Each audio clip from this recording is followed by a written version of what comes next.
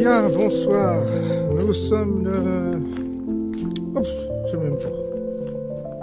Alors là, j'ai perdu 28 octobre. 28 octobre. Nous sommes le 28 octobre. Et nous sommes le lundi, pardon. Je suis déconcentré. Vous voyez, parce qu'en même temps, j'étais en train d'élaborer un plan. Essayer d'élaborer un plan pour vous entretenir en ma compagnie. Bon là, hier je suis resté à la maison. Et il fallait, c'est pas bon, il faut sortir. Sinon ça va pas. On s'enquiste, mais bon. Là ça va. Il fait un peu frais, mais un véritable temps d'automne. Vous avez vu, les feuilles sont en train vraiment de tomber. Ça y est, c'est l'automne, quoi. De toute façon, toutes les saisons passent vite maintenant. On n'a pas le temps de réaliser qu'on est à l'automne, qu'on passe à l'hiver, qu'on est à l'hiver, qu'on passe au printemps à l'été. Tout ça passe à une vitesse incroyable. C'est une course de vitesse. Le temps s'accélère. Là, vous allez me dire, c'est mental, c'est une impression, peut-être. Mais on a l'impression que ça va très très vite. Et donc, du coup, on vieillit vite. Et du coup, la vie passe vite.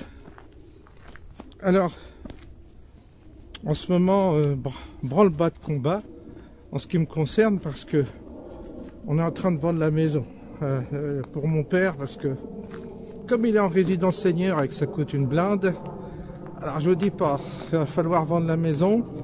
On ne sait pas quoi faire des meubles. Il y a la vaisselle à récupérer. Là, le linge, une partie. On sait pas ce qu'on... Moi, je peux pas prendre. Alors, on doit déjà se creuser la tête, comme vous, sûrement, quand ça vous arrive. Quand on récupère une maison comme ça, il y a les souvenirs, il y a tout, donc ça, c'est un peu bouleversant, tout ça. Et c'est encore une étape compliquée qui m'attend. C'est-à-dire les souvenirs, la maison à vendre, avec tout ce que ça comporte effectivement, comme souvenirs, les meubles, les vêtements, tout ça. Oh là là là là. Tiens, il y en a qui essayent de me joindre. Je vais voir qui m'appelle. Bon, bah ça y est, c'était le notaire qui m'appelait pour avoir des informations sur la maison. Vous voyez, je sens déjà que ça y est, ça commence. Les papiers qu'on réclame, les documents, les machins. Ouais, bon. En tous les cas, on est bien obligé parce que la résidence senior où il est coûte une blinde. Donc, bah voilà. On va vendre, mais voilà quoi, c'est compliqué tout ça. Enfin, c'est compliqué. Oui, c'est en réalité, j'aime pas perdre du temps à tout ça. Ça me plaît pas. Je le fais, mais vraiment. Vous savez, l'administratif, je m'y suis mis très tôt parce que ça a été un peu mon job, mais j'ai jamais aimé ça. J'aime pas ça, et je le fais par obligation. Je le fais par nécessité. Mais à chaque fois, j'ai l'impression que c'est des corvées. Alors, c'est pour ça que les outils informatiques, pour le coup, j'aime bien, parce que ça va vite avec les mails, tout ça, on envoie les pièces jointes. J'aime bien quand c'est efficace, que ça va vite. Les signatures, maintenant, se font à distance. Alors ça, je dois dire que j'apprécie. Ça, vous voyez, c'est le bon côté du progrès. Et de l'informatique, puisque on n'a plus besoin de se déplacer, on n'a plus besoin de prendre des rendez-vous, il n'y a plus les délais de courrier, il y a le courrier qui n'arrive pas, enfin bref, les recommandés à faire. Là maintenant, ça va super vite, ça marche super bien ça. Un outil vraiment utile pour les gens comme moi qui n'aiment pas les paperasses, les papiers qui traînent et tout ça. Voilà. Donc c'est vrai que là, pour le coup, ça permet quand même d'aller plus vite, mais si vous voulez, aujourd'hui, il faut prendre.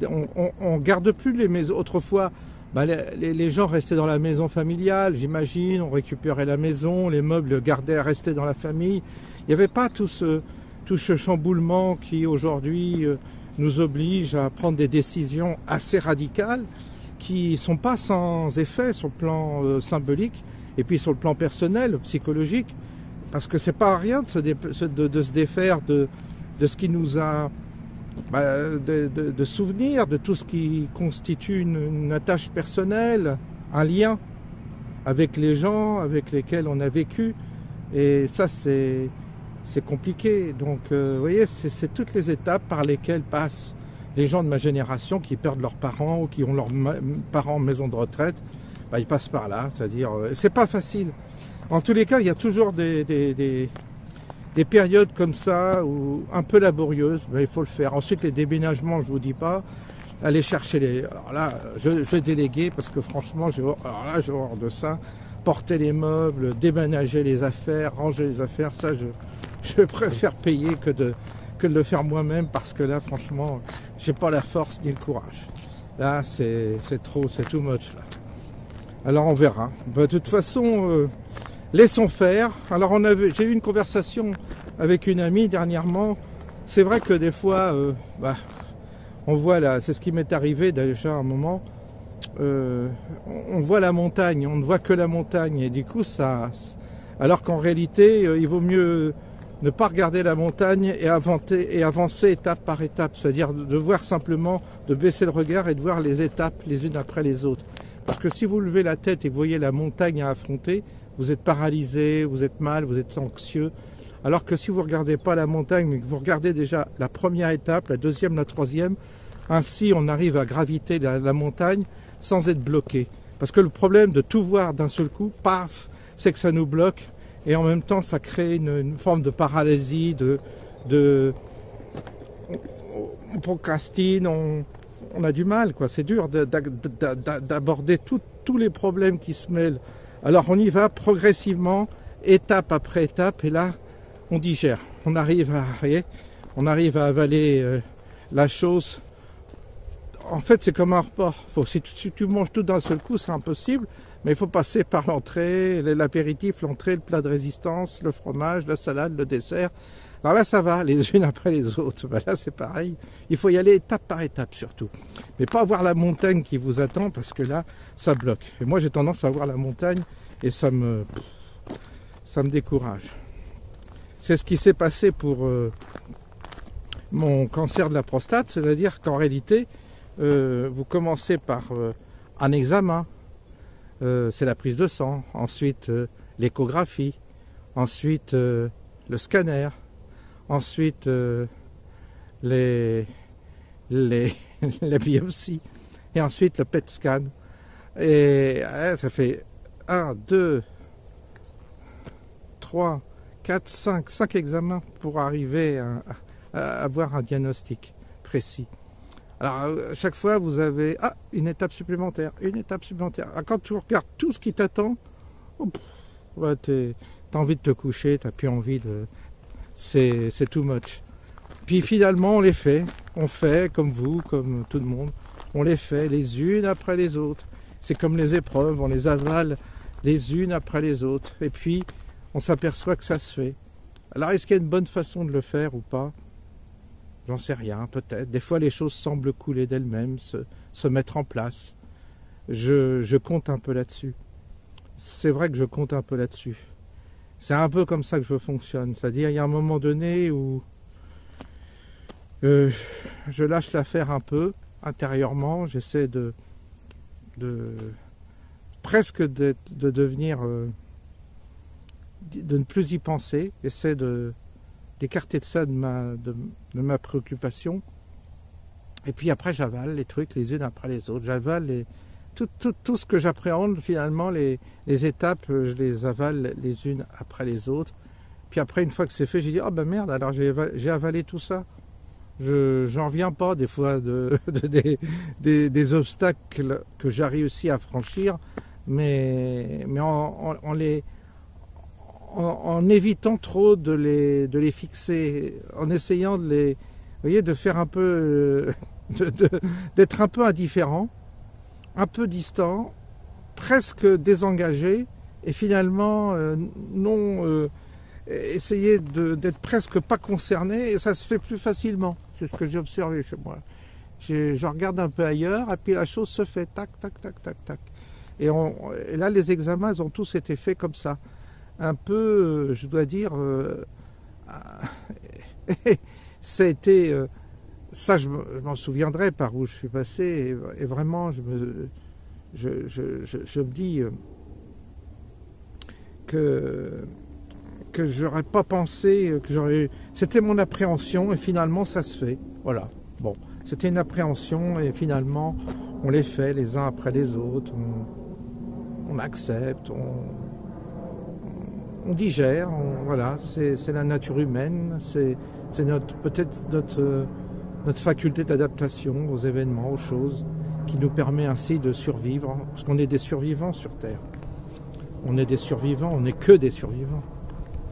Alors, vous voyez, là maintenant, ça va être la maison à vendre. Déjà, ça c'est la prochaine étape à faire.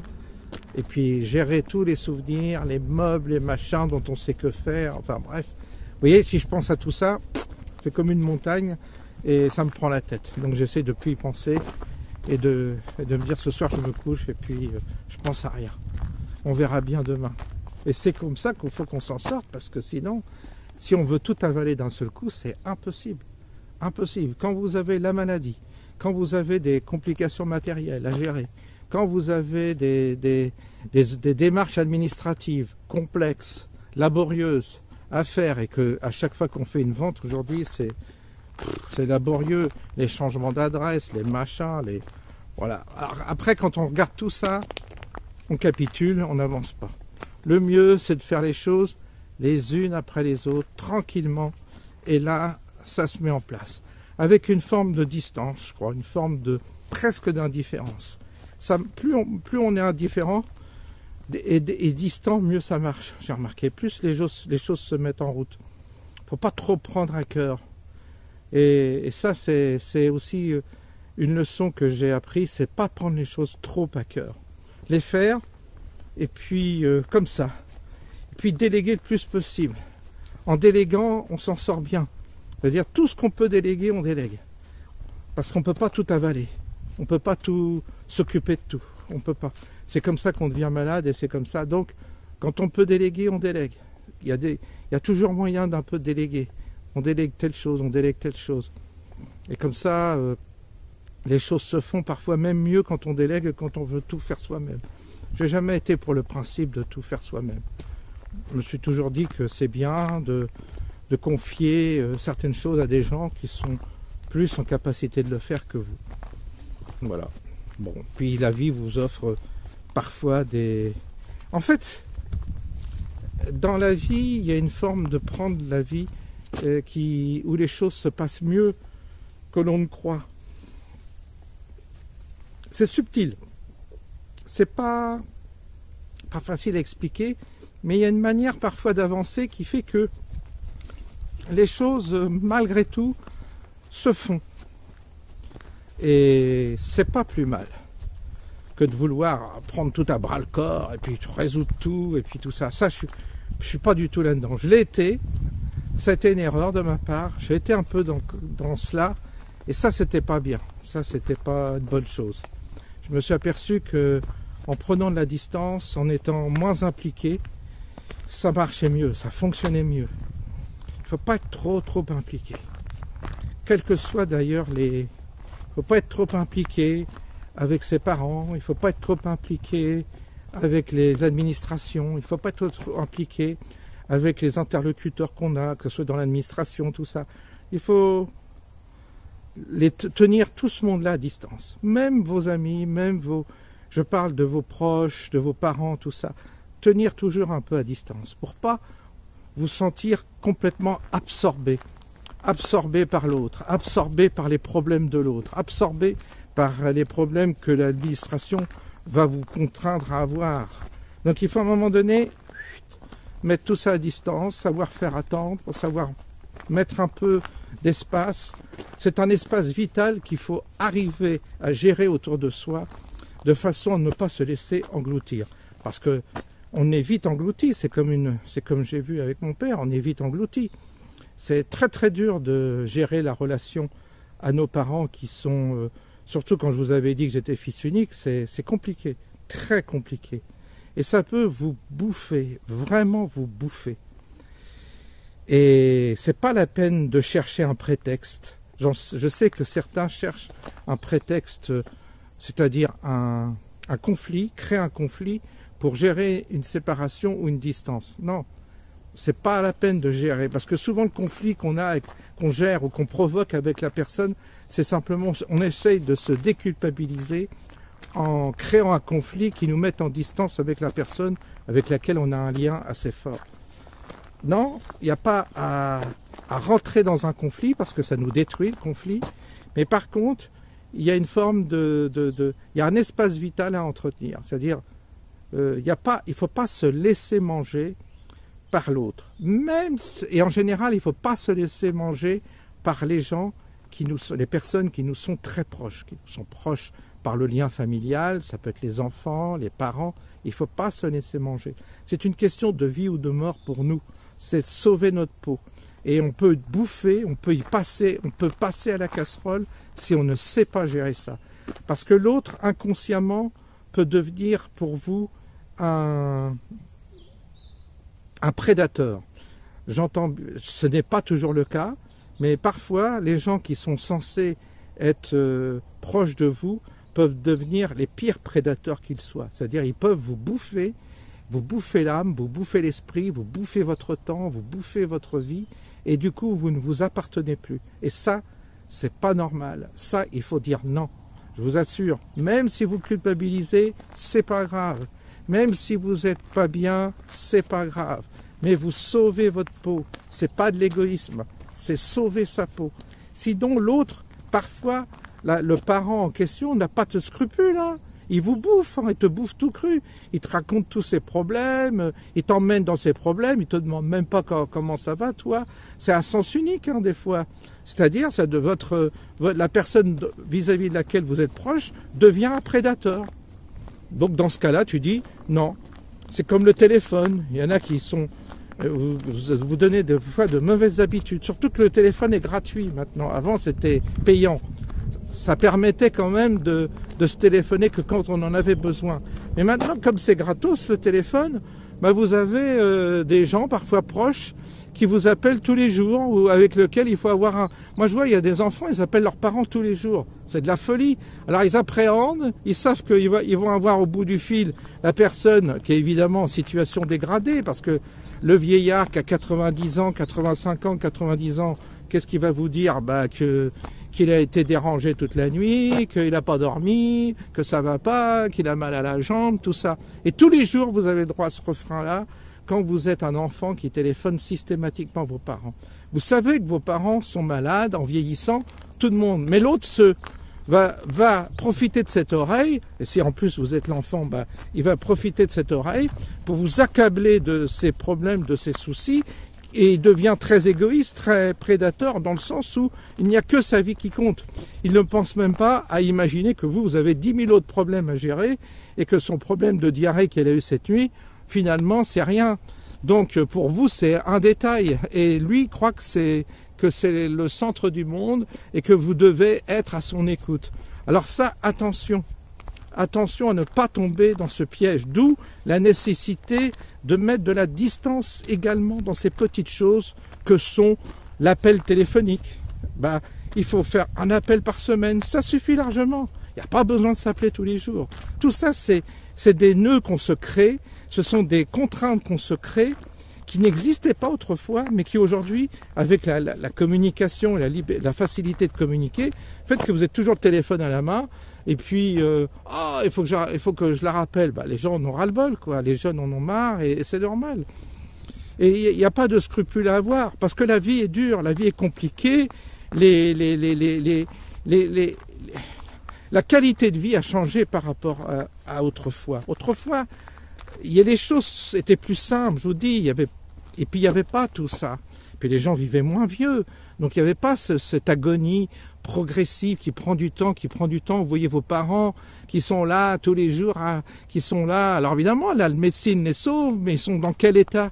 Ils vivent leurs 10 dernières années dans un état de décrépitude terrible, et vous ne pouvez pas pendant 10 ans être là à les avoir tous les jours avec une complainte, j'ai mal ceci, j'ai mal cela. Vous ne pouvez pas, c'est pas humain. À un moment donné où soit la personne âgée a l'intelligence de prendre sur elle et de se dire je ne vais pas faire supporter ça à mes enfants, mais où elle voit elle s'arrange avec ses amis ou ses partenaires pour échanger sur leurs problèmes de santé, Mais vous, quand vous avez d'autres choses à gérer, vous êtes à un autre stade de votre vie et vous ne pouvez pas vous mettre au même stade que la personne qui a 90 ans quand vous en avez 60. Et quand vous en avez 30, vous ne pouvez pas vous mettre au stade de la personne qui en a 60. C'est normal, c'est légitime. Et là, il faut reprendre ces questions-là d'une manière décomplexée et arrêter surtout de culpabiliser. Parce que j'en entends des gens qui cherchent « Ah, il ne s'occupe pas de ses parents, ah ceci, ah cela ». Ça, c'est... J'ai tellement entendu tout ça et je me dis non, ça regarde chacun. Si certains prennent de la distance, c'est qu'ils ont peut-être leur raison et on n'a pas à chercher et à juger ce qui se passe chez les autres. D'ailleurs, personne n'est bien placé pour connaître l'intimité des familles, ce qui s'est passé dans l'enfance et donc on n'a pas à rentrer dans un jugement quand ça ne concerne pas notre famille. Vous en avez qu'à... Occupez-vous de votre famille, occupez-vous de gérer votre famille au mieux qu'il soit, mais ne mettons pas notre nez dans la famille des autres parce que nous ne savons jamais ce qui s'est réellement passé et c'est toujours facile de porter un jugement extérieur sur des conditions qu'on ignore.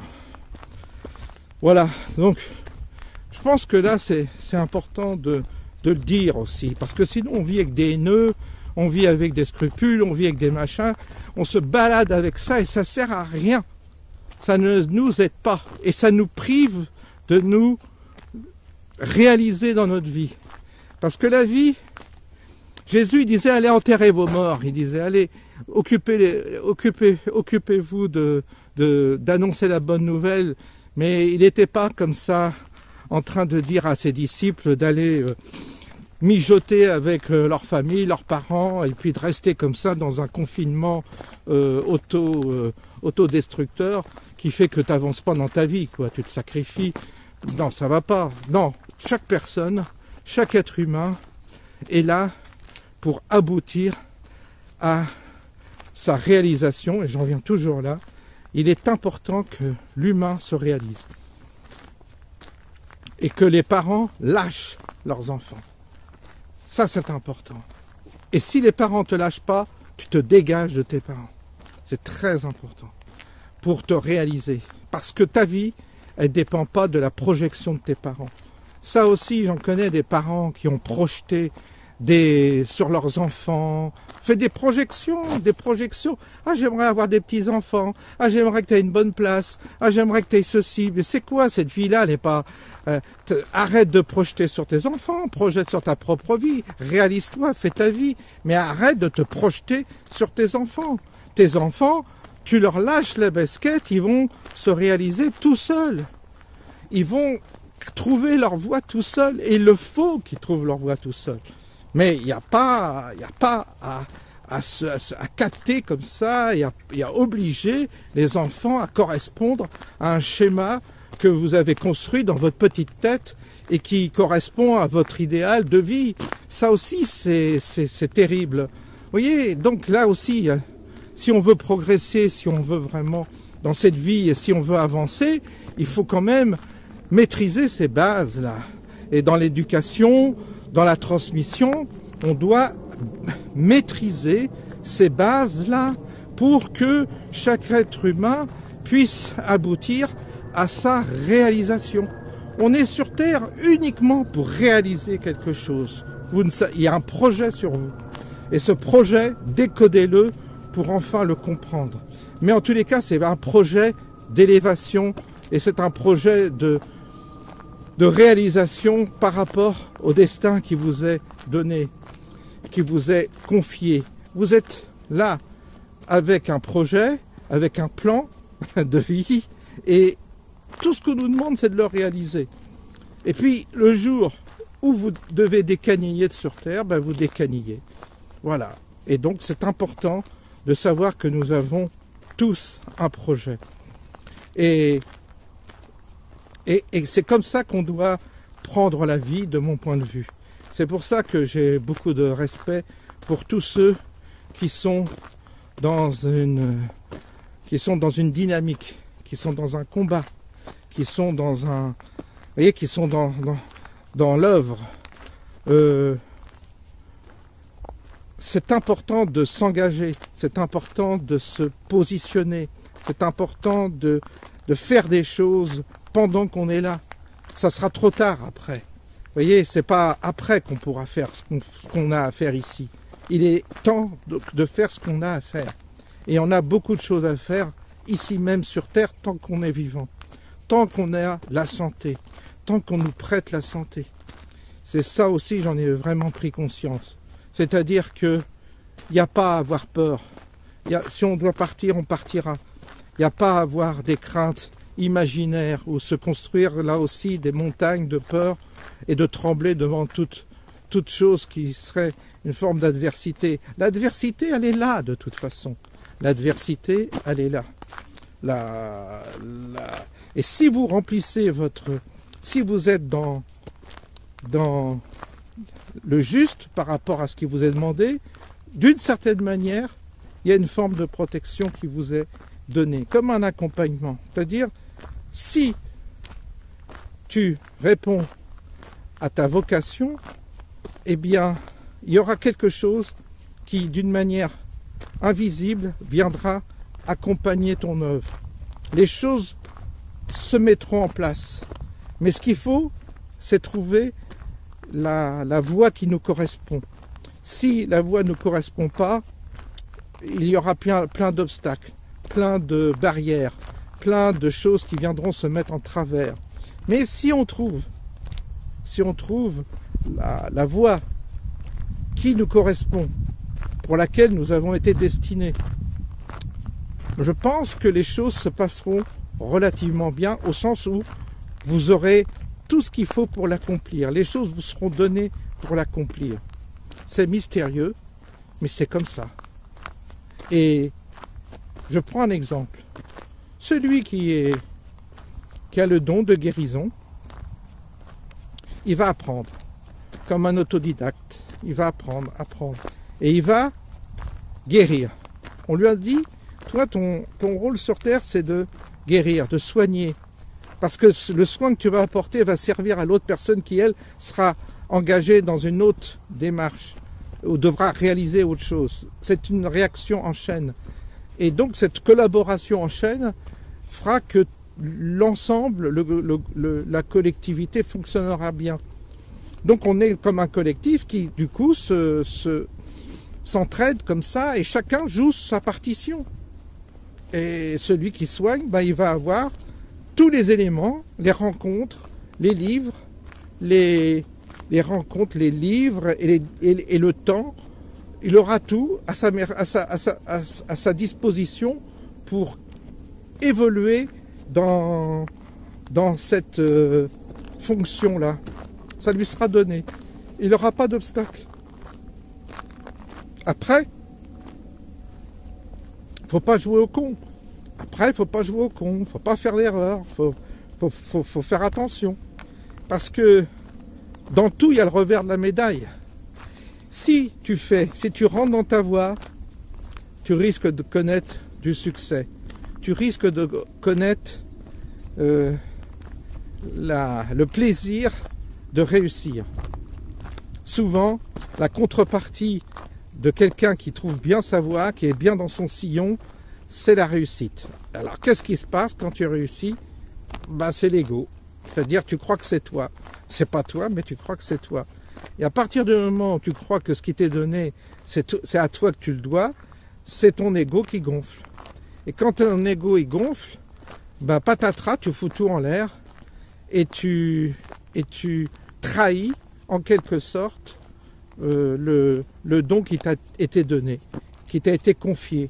Parce que le don qui t'a été confié ne t'appartient pas et tu n'as pas à avoir un ego gonflé. Parce que souvent, c'est comme ça que ça se passe. Les gens deviennent orgueilleux, prétentieux et n'ont pas de reconnaissance et d'humilité par rapport à la chose qui leur a été donnée. C'est le cas souvent d'artistes qui réussissent, parce que l'artiste qui réussit, c'est un artiste qui, d'une certaine manière, a trouvé le sillon, a trouvé la voie. Mais un artiste, si vous voulez, c'est un être hypersensible, un être beaucoup plus proche de son monde intérieur qu'un autre qui fait de la comptabilité, par exemple. Mais l'artiste, il il a une fonction utile, mais en même temps, il y a un risque énorme. C'est de réussir et d'obtenir une forme de reconnaissance, voire d'admiration des autres.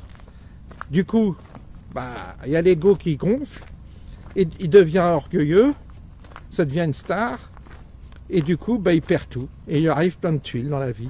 Il lui arrive des obstacles, tout ça, et il ne sait pas pourquoi. Parce que c'est un artiste qui a trahi. Et du coup, il rencontre des galères. Et sa vie est faite de galères. Pourquoi? Parce qu'il a pas accompli son rôle d'artiste tel qu'il aurait dû le faire, c'est-à-dire avec humilité, en n'ayant jamais d'ego. La maladie vous arrive aussi, des fois, aussi pour ces raisons-là. C'est-à-dire vous avez été contrarié, vous avez été peut-être...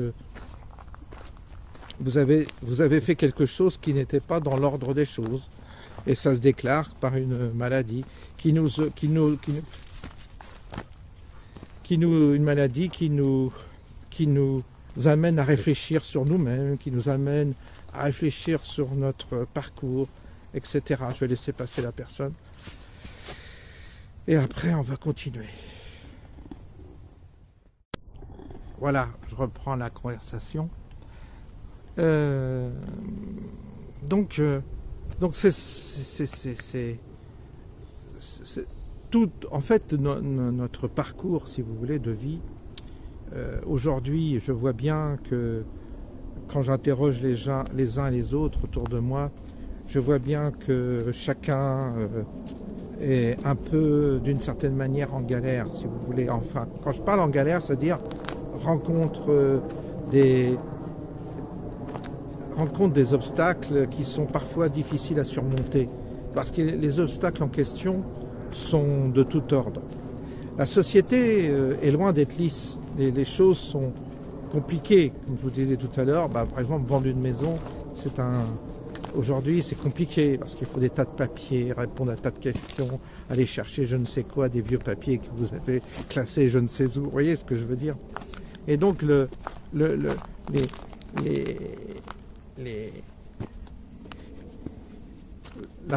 façon de se mouvoir dans ce monde est de plus en plus complexe.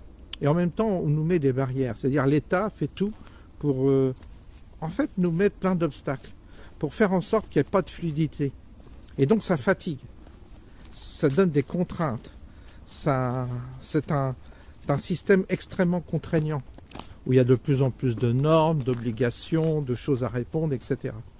Et ça crée tellement de tensions que du coup, ça fatigue la personne et ça l'éloigne de son propre destin et de sa propre capacité à épouser son destin.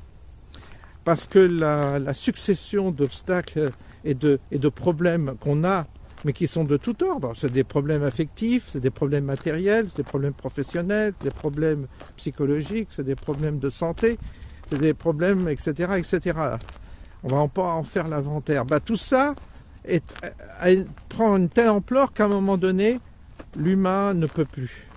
Et l'humain est détourné de sa vocation, est détourné de sa réalisation. C'est le problème de notre société qui devient d'une telle complexité, d'une telle difficulté que toute notre énergie est rassemblée et mobilisée pour survivre dans un dédale d'obstacles à franchir qui sont de plus en plus compliqués. Alors, c'est là que soit on passe, soit ça casse, soit ça passe. Soit on traverse tout cela en essayant de les chevaucher les uns après les autres, les obstacles, et sans perdre de vue notre réalisation, sans perdre de vue notre fonction, et qui est de réaliser quelque chose sur Terre. Et tous, nous avons réalisé, nous sommes en fait tous là pour contribuer à quelque chose. Et cette chose à laquelle nous contribuons, elle nous relie. C'est ça qui nous relie les uns les autres. En fait, c'est le grand plan. Et c'est donc cette contribution que l'on a, elle est personnelle, individuelle, mais on travaille pour le même corps mystique, on travaille pour le même projet mystique. Et c'est pour ça que on est tous complémentaires. Et dans cette vision de complémentarité, on doit s'inscrire dans une œuvre commune qui correspond bien entendu à ce qu'on appelle notre voie, notre vocation. Et du coup, c'est comme ça que se crée une civilisation. Et donc, et c'est pour ça qu'il y a au centre de cet objectif collectif, il y a un édifice consacré à ce... Il y a un édifice consacré à cette ambition-là, qui était symbolisée par le temple, l'église. Donc tout ça, vous voyez, ça fait partie d'une architecture complexe, mais qu'il ne faut pas perdre de vue. Parce qu'on est dépendants les uns des autres. Et vous ne devez pas regarder cette vidéo en tant que spectateur, en tant que... Vous voyez, comme ça, d'une manière, je passe de l'un à l'autre. Ça me distrait. Je ne suis pas là pour vous distraire. Je ne suis pas là pour vous apporter une distraction parce que vous vous ennuyez dans la vie. Je ne suis pas là pour ça. Je suis là pour stimuler, et j'essaie de stimuler en vous cette volonté de vous réaliser, vous, dans votre vie. C'est peut-être moi, ma fonction. En tous les cas, c'est celle que j'essaie de remplir actuellement. Et je l'utilise dans ce sens-là. Mais je ne veux pas que vous me regardiez comme ça, d'une manière, je dirais, désinvolte, en disant, bon, allez, on regarde Cottard, aujourd'hui, on va voir ce qu'il a à dire et tout ça. Ça, c'est pas bon. D'une part, c'est pas bon parce que c'est un manque de respect vis-à-vis de ce que j'essaie de faire passer à travers mes vidéos. Je parle de moi, mais je parle pas que de moi. Vous voyez bien que quand je parle de moi, j'essaie de parler de vous, c'est-à-dire j'essaie de vous transmettre ce que vous... En fait, j'essaie de partager les épreuves qu'on rencontre les uns et les autres. Et moi, je ne suis qu'un élément qui ne fait que rencontrer les épreuves que vous rencontrez également. Donc là, c'est dans ce sens-là où je vous parle de moi. Je ne parle pas de moi pour me parler de moi, mais je vous dis, voyez, ça je rencontre, et vous dites, moi aussi, je me retrouve dans ce que vous dites, parce que je rencontre les mêmes difficultés. Et ainsi, on s'aperçoit qu'on est tous dans la même galère, dans la même barque. C'est uniquement pour ça. Mais ensuite, ce que j'espère, c'est que ces vidéos vous obligeront à vous questionner sur vous et à vous questionner sur votre vocation dans ce monde, parce que vous avez une vocation, c'est sûr et certain. Et la vocation, je vous dis, c'est pas de profiter de la vie comme certains pensent. Vous n'êtes pas dans un parc d'attractions. C'est pas le but de la vie, de se distraire, d'aller sur un manège et de tourner en rond. C'est autre chose, la vie. Ça a une autre fonction. Ça a une fonction absolument sacrée. Et si vous ratez votre vie, vous ratez votre mort. Croyez pas qu'après vous allez vous en sortir comme ça. Si tu n'as pas fait ton job ici sur Terre, tu vas le payer quelque part après. Ben oui, parce que c'est un investissement aussi, je dirais, presque pour l'après-vie. Il y a une correspondance entre ce que vous vivez ici et ce que vous allez vivre après la vie. Il y a une correspondance. Et cette correspondance-là devrait vous stimuler au moins pour se dire, il faudrait peut-être que je me motive un petit peu sur Terre pour voir ce que j'ai à faire ou à réaliser. Et si cet après qui va durer peut-être une éternité va être plutôt plus ou moins confortable, je dirais. On ne doit pas aborder cette vie d'une manière désinvolte et comment dire, comme ça, la légère. C'est pas rien, vous savez, ce qui nous est confié là. C'est pas rien. C'est un précieux, je ne sais pas si c'est un précieux cadeau, mais en tous les cas, c'est une précieuse affaire qu'il faut prendre au sérieux. Notre vie est vraiment à prendre au sérieux. Et donc, il est important que nous soyons dans la réalisation. Très important. Parce que de toute façon, quand nous serons arrivés à la veille de la mort, C'est la seule question qui importera, c'est qu'est-ce que j'ai fait de ma vie? De quoi elle a été faite? Qu'est-ce que j'ai apporté sur cette terre? À quoi j'ai contribué? Ça, c'est important. Et c'est la question que vous vous poserez la veille, ou la seconde, ou la minute avant de mourir. Donc, je pense que c'est important. Je vous souhaite une bonne soirée et je vous dis à bientôt.